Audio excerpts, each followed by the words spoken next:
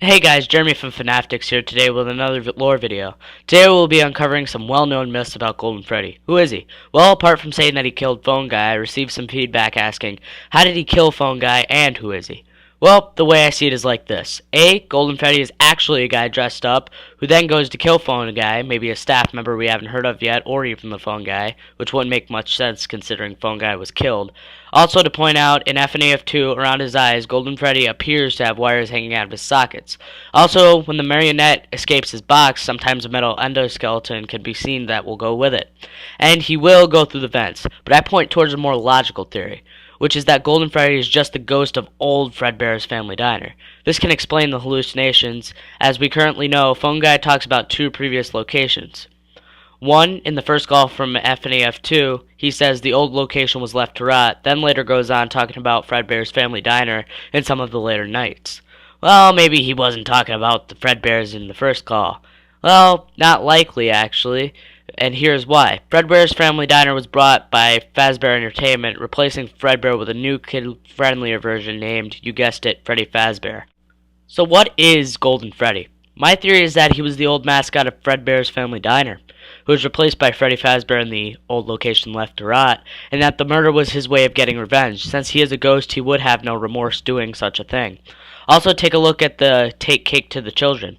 There is only one animatronic, and although he doesn't appear to be golden, maybe he wasn't like that at first, but Fazbear Entertainment plated him in some way. But you also may ask, the marionette, he's getting revenge, and you're exactly right, he is getting revenge. My theory suggests that maybe he was kicked out of the restaurant by a security guard and starts crying when the killer drives up and bam, he's done. But we don't have a specific time for when this happened. Look at Scott Cawthon's website, the game's creator. People have found secret messages saying 30 years later and only one.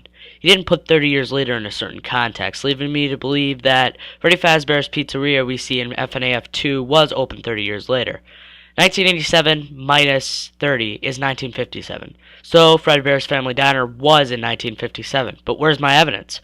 Well, diners were very common in 1957 and in the 50s in general, and animatronic robots did exist then. Look at Walt Disney World. Now before you scream bloody murder at me in the comments for Freddy Fazbear's Pizzeria being open in 1970, you are correct.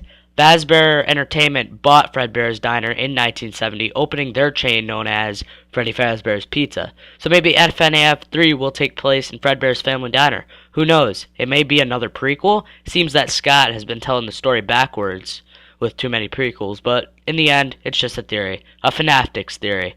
Please don't sue me, Game Theory. Well, please. Well, until next time, don't forget to subscribe and share, and like. Don't ever forget to like. It really supports our channel and we need it. Thanks and peace. When first we still never played that same song with no sense. Any bastard to